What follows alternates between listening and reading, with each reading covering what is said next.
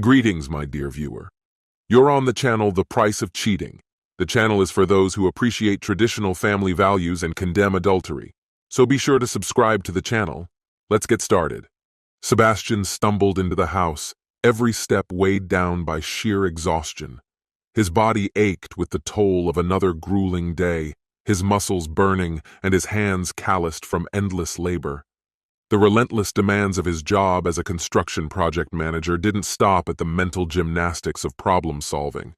More often than not, he found himself physically immersed in the work, hammer in hand, tackling tasks that pushed his body to its limits. Home was his sanctuary, the one place where he could finally exhale. But tonight, that sense of safety was disrupted. A suitcase sat by the door, its stark presence striking an odd, intrusive note. Sebastian froze, a sense of unease tightening in his chest as his gaze scanned the room and landed on Madison. She was perched on the couch, her posture unnaturally stiff. Her face was fixed in a forced brightness that clashed with the tension hanging in the air. "Don't worry," she said, her voice unnervingly chipper. "I'm not leaving you." The words, meant to reassure, only deepened Sebastian's apprehension. He blinked, momentarily stunned, his thoughts tangled. Years of navigating tense work situations taught him the value of listening before reacting, and his instincts told him this was a moment to stay silent. He set his keys down on the side table, feeling the weight of the situation pressing in. Madison suddenly stood, her movements sharp and awkward. Her smile stretched wider, but it only made her look more anxious. "This is going to sound bad at first," she began, her voice quivering as though she was trying to inject it with excitement. Sebastian's eyes drifted back to the suitcase, a sinking feeling solidifying in his gut. "What's going on?" he asked quietly, his voice raw and strained. Taking a deep breath, Madison steeled herself. "I'm going away for a week," she said with a peculiar mix of cheer and tension. "With Matthew." The words slammed into Sebastian like a physical blow. The room seemed to tilt, and he stood motionless, his mind struggling to process what she had just said. "Matthew?" he finally managed to say, his voice hollow. The name was bitterly familiar. Matthew, her boss, a man whose arrogance and smug superiority were impossible to ignore. That Matthew. "You're going with Matthew?" The question escaped him, though it wasn't really a question.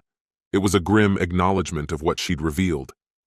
Madison pressed forward, her voice a mixture of guilt and breathless excitement. "I know how it sounds, but it's not what you think. I've been seeing him for a while, but that's not the point." She took a step closer, her eyes wide, almost alight with a strange enthusiasm. "Matthew is just persuasive. You know how he is. When he wants something, he gets it. And he wanted me." Her laugh was quiet, unnerving. It sent a cold wave of dread through Sebastian. "He wanted me," she repeated, her voice carrying an unsettling reverence, as though Matthew's desire for her was some extraordinary validation. Sebastian stood frozen, his thoughts a chaotic jumble. She spoke about Matthew like he was some unstoppable force, as if his interest in her was an inevitability she couldn't resist. There was even pride in her voice, or was that just his imagination? It all felt unreal, like a nightmare he couldn't escape. "But that's why I'm telling you now," Madison continued, her tone softening, her expression now earnest. "I couldn't keep it a secret anymore. It feels so good to finally say it, and I didn't want to lie about the trip." She gestured toward the suitcase, as if it justified everything. "Matthew thinks it's important for us to have this time together. Just the two of us. No hiding." Sebastian tried to respond, but his voice failed him. The words wouldn't come. His emotions churned violently, every one of her sentences cutting deeper. The casualness with which she spoke about her betrayal, the gleam of excitement in her eyes, it was incomprehensible. "Don't worry," Madison added quickly, her tone brightening like she was offering a solution to a minor inconvenience. "It's only a week. After that, everything will go back to normal. I'll come back to you. I love you, Sebastian. This doesn't have to change anything." She waved her hand dismissively, as if waving away the enormity of what she'd just admitted. "This is just a Hiccup. Matthew wanted me, so now we'll have this time together. And when it's over, we'll focus on us again, on building our future. Sebastian felt like the air had been sucked from his lungs. Each word she spoke seemed to erode the foundation of their life together. The reverence in her voice when she spoke about Matthew, the way she minimized her actions, it was all too much. She wasn't just confessing, she was justifying, almost celebrating her infidelity, as though it were some fleeting indulgence with no lasting consequences. "I know this might be hard to hear," she said gently, her voice softening again. "But you've always been so understanding, Sebastian." Her words echoed in his mind, a cruel twist of the knife. She had shattered the trust between them, yet she spoke as though his forgiveness was inevitable. Sebastian's heart pounded in his chest, a deafening roar drowning out everything else as he stood there, unable to comprehend the person standing before him. "One of the things I've always appreciated about you is your steadiness. You never overreact, which is why I trust we'll get through this," Madison said gently, stepping closer with a folded piece of paper in her hand. "Matthew and I talked about it." She extended the paper toward him. "We thought it might help if we outlined a few things for you," she added. Sebastian's gaze dropped to her outstretched hand, his expression unreadable, his mind struggling to process. Madison waited, holding the paper with an unwavering yet slightly trembling hand. "It's nothing complicated," she continued. "Just a few suggestions to keep everything running smoothly while I'm gone." With visible hesitation, Sebastian reached out, his fingers brushing against the paper before taking it. Slowly, he unfolded it, the slight quiver in his hands betraying the turmoil inside. His eyes scanned the contents, each line delivering a blow heavier than the last. "No arguments before or after the trip. Peace must remain our priority. Do not discuss the trip with anyone. No social media posts referencing the trip. No talk of separation or divorce. This is only temporary. Do not ask questions about the trip once it's over. Stay calm and wait at home. When I return, we'll move forward together." Sebastian's chest tightened as he read, his heartbeat pounding in his ears. No arguments, no explanations, no separation. The sheer audacity of the words left him staggered. Their confidence, their presumption, it was as insulting as it was outrageous. Madison broke the silence, her voice calm, almost soothing. "See? It's all pretty straightforward," she said, as if explaining something entirely reasonable. "Matthew really respects you," she added with a soft smile. "He believes you'll approach this with maturity. I know it's not easy, but it's just 1 week. After that, everything will go back to normal. You're not the jealous type, Sebastian. You're logical. You're steady." Her gaze sought his, her expression full of quiet conviction. She truly believed he'd comply without resistance. She didn't even entertain the idea that he might rebel. Divorce wasn't in her vocabulary. She saw it as a non-option, an impossibility. Sebastian's hands balled into fists, the paper crumpling in his grip. Words swirled in his mind, sharp and urgent, but none of them reached his lips. He wanted to protest, to shout, to make her understand the depth of his fury, but his voice wouldn't come. Madison mistook his silence for agreement. A flicker of relief softened her face. "I knew you'd understand," she said, her tone almost affectionate. "I was worried, but you've always been so supportive. You always give me what I need." Leaning in, she placed a soft kiss on his cheek before stepping back.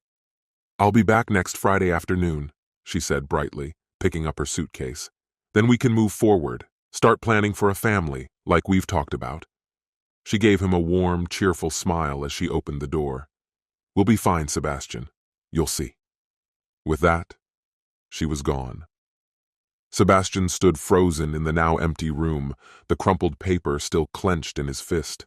A list of rules, as if his emotions could be managed like a set of instructions, as though their betrayal was just another inconvenience he needed to endure with quiet dignity.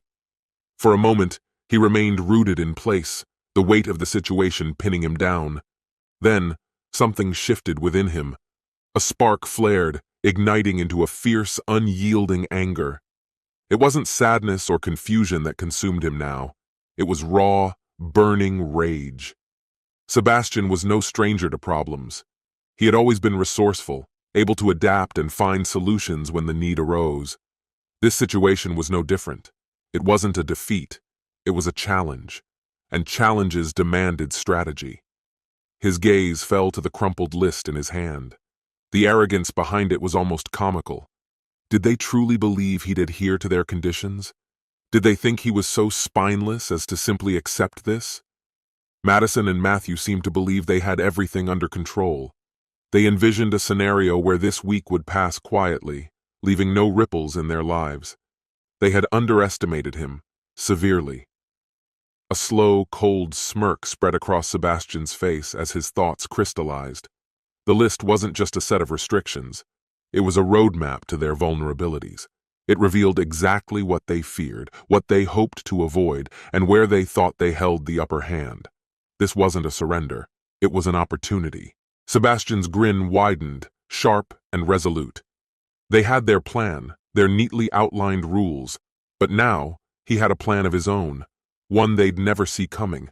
This wasn't over, not even close, and when he acted, they would finally understand just how far they'd underestimated him. For the first time since Madison had handed him that list, Sebastian felt something he hadn't expected: control. Sebastian's mind was razor-sharp, tuned to the urgency of the moment. He wasn't one to scream or smash things in a fit of rage. His anger was far colder, a controlled, deliberate force. Over the years, he had earned a reputation for tackling challenges with precision, and now, faced with the deepest betrayal of his life, he was prepared to approach it with the same unyielding resolve. To dismantle anything overwhelming, you break it into pieces. This was a principle Sebastian had mastered. The scribbled list left behind was a mockery, shallow, poorly thought out, and woefully insufficient. It didn't even graze the surface of what needed to be addressed.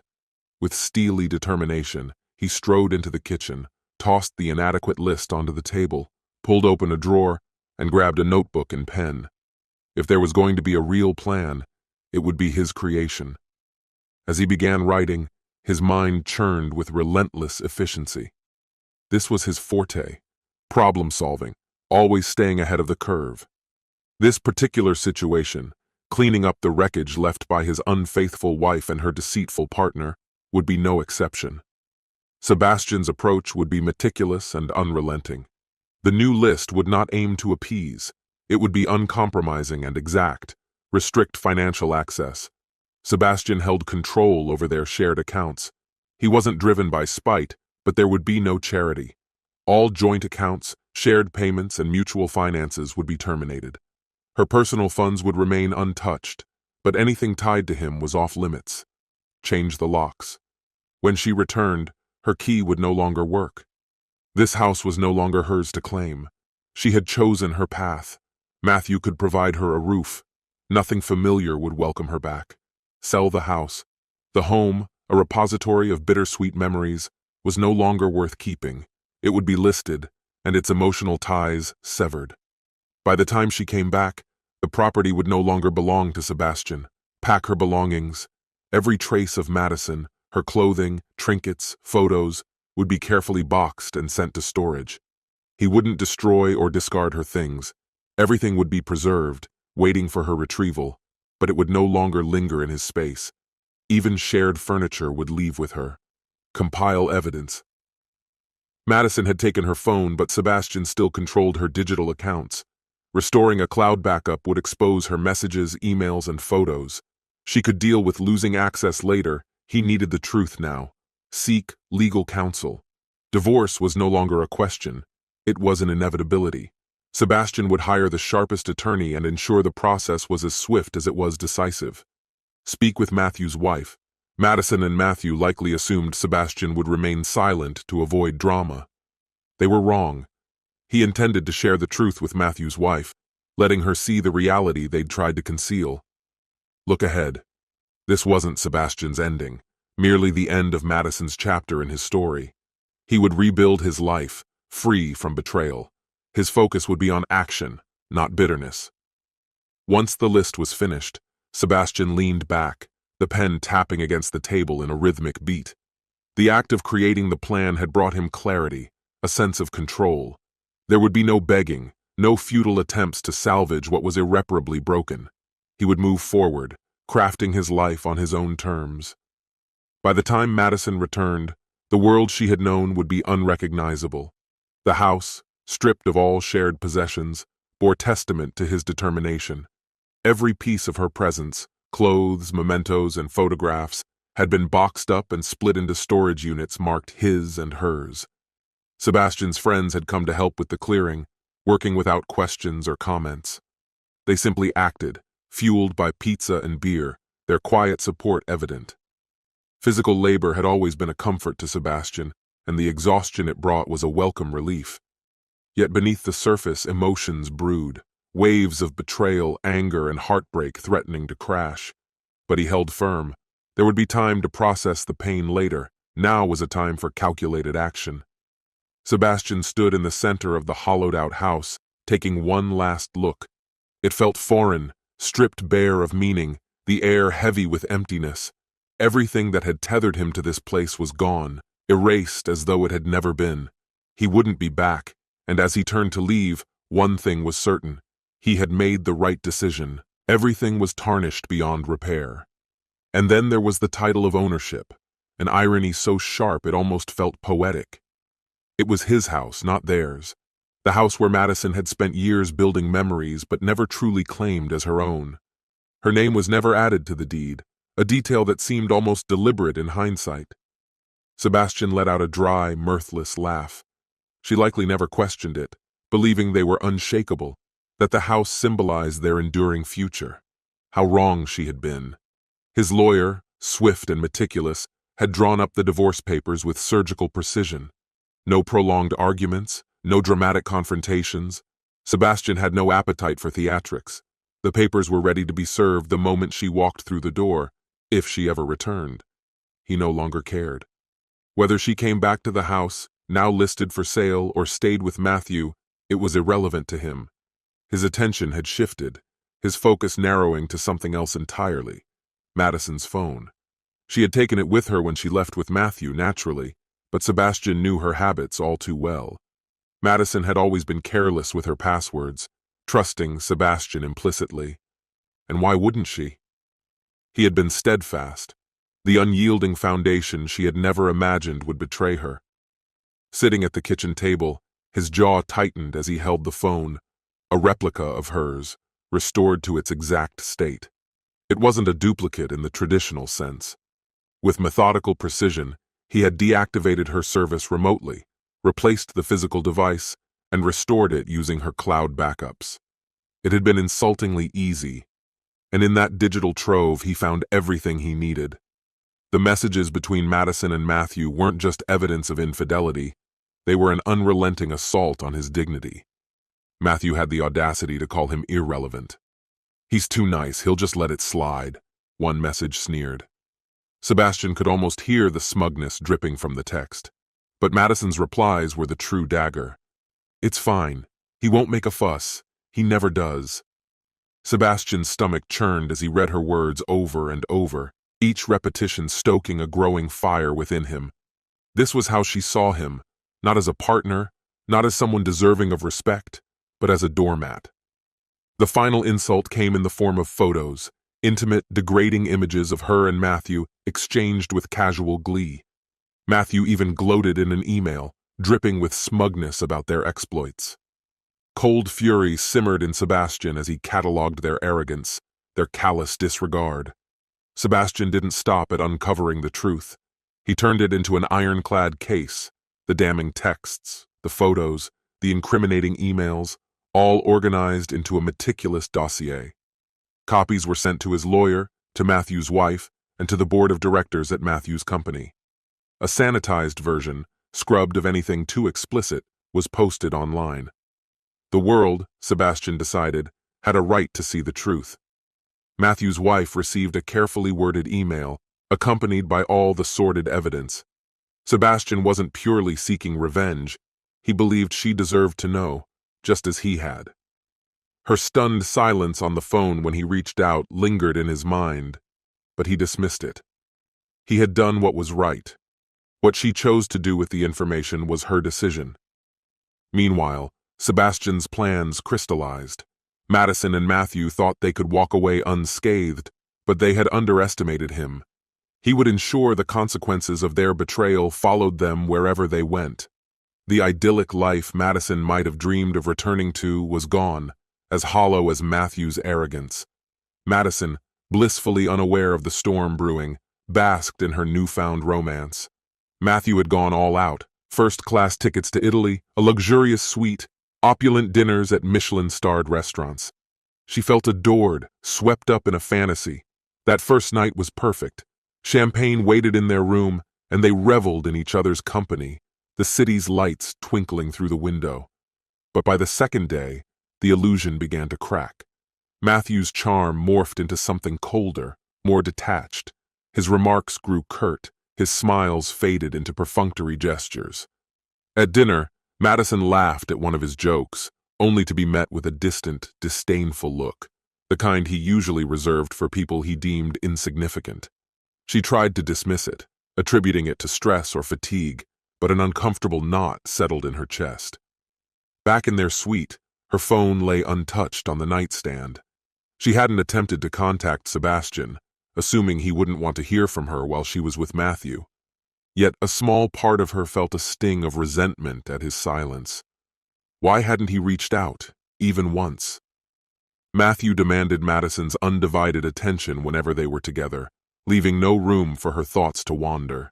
The next day, he whisked her away on a whirlwind tour of high-end designer boutiques, places she had only dreamed of but never dared to enter. Matthew moved through this world of luxury with effortless ease, as if it was second nature to him. That evening, he bought her an elegant dress, perfect for the upscale dinner they had planned.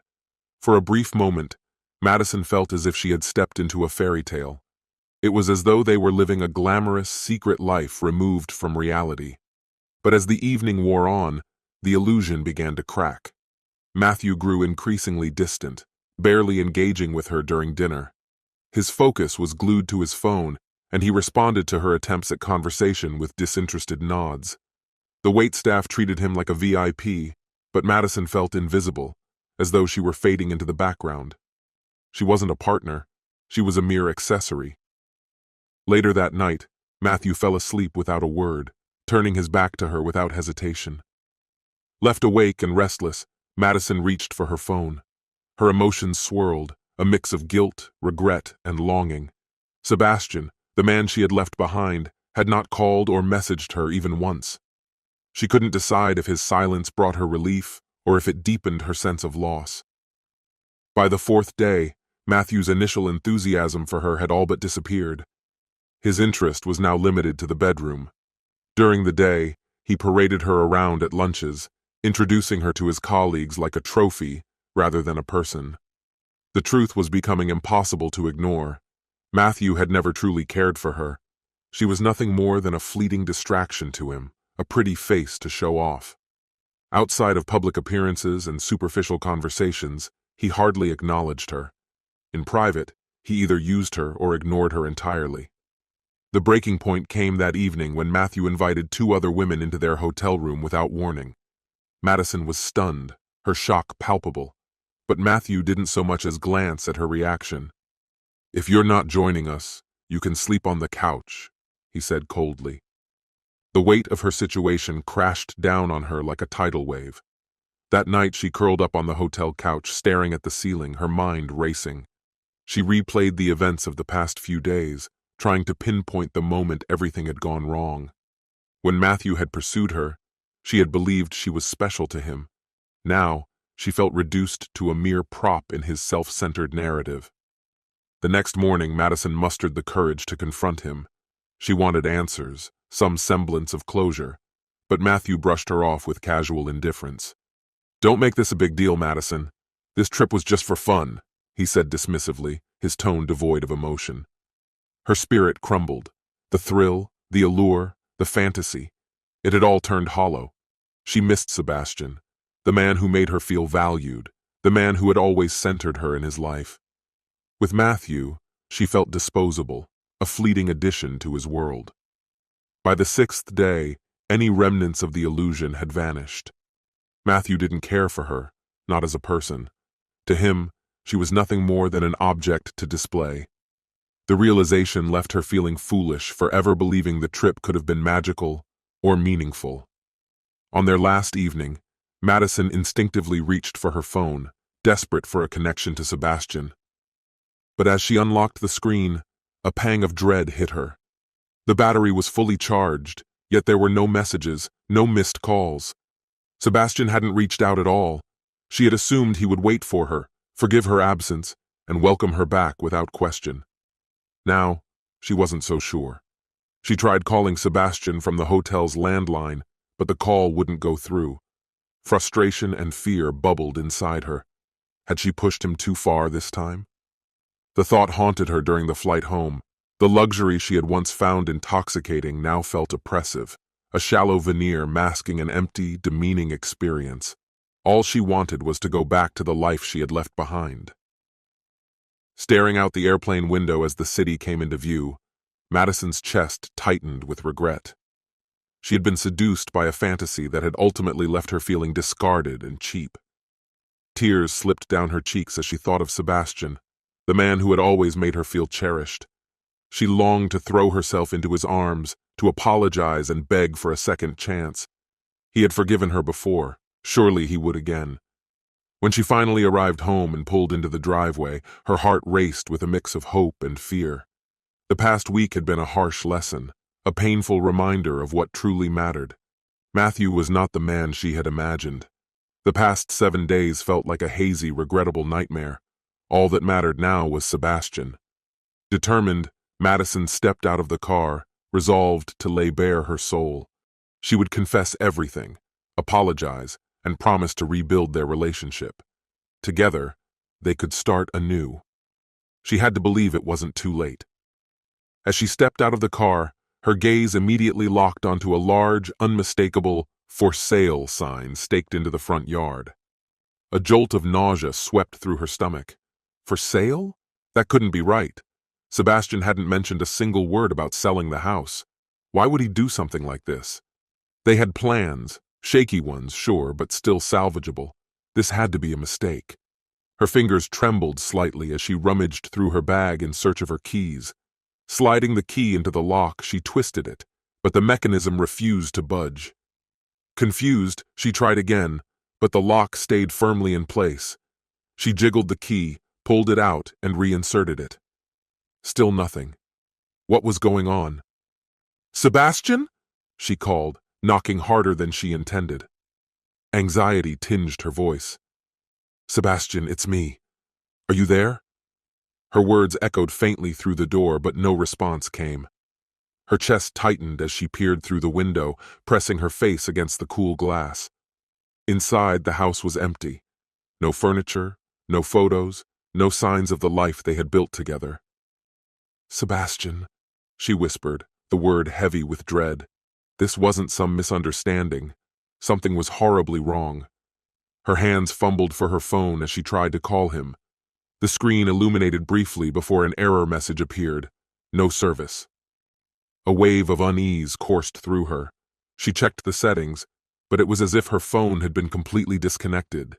She dialed her parents, but the same message flashed back at her. No service. No way to reach anyone. Her hands shook as she climbed back into the car and started the engine. Sebastian had to have an explanation. He had to. There had to be some logical reason for this. The drive to her parents' house blurred, her mind spinning with scenarios. Maybe there had been a mix-up. Maybe Sebastian was at work and hadn't had a chance to tell her something. Maybe. She barely managed to park the car before rushing to the front door. Her mother opened it before she even knocked, her face clouded with concern. "Madison," her mother said, her voice strained. "Where have you been? We've been trying to reach you." "My phone isn't working," Madison stammered, her words tumbling out in panic.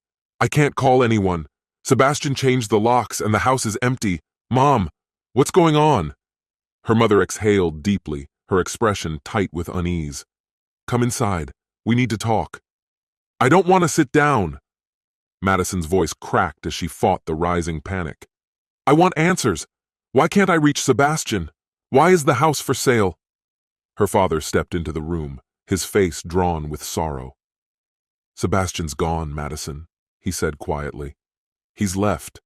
The house is being sold, and your things have been moved to storage." The words hit her like a physical blow, knocking the air from her lungs. Her mind scrambled to process what she'd just heard. Sebastian? Gone? Selling the house? And he hadn't told her anything? "What do you mean he's gone?" she whispered, her voice barely audible, her chest tightening with each word. "He wouldn't just leave me. He loves me." Her parents exchanged a look heavy with unspoken pain. Her mother sat beside her, resting a hand on her shoulder. "Madison," she said gently, "he's not coming back. Sebastian called us a few days ago. He said you left with someone else, that it was over. He's filed for divorce."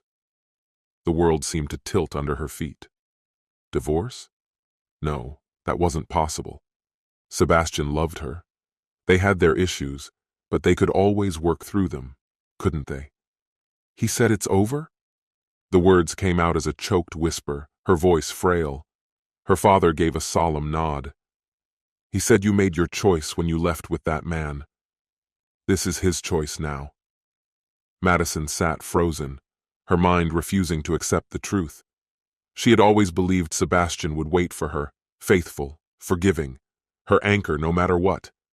Now, for the first time, she realized he was truly gone.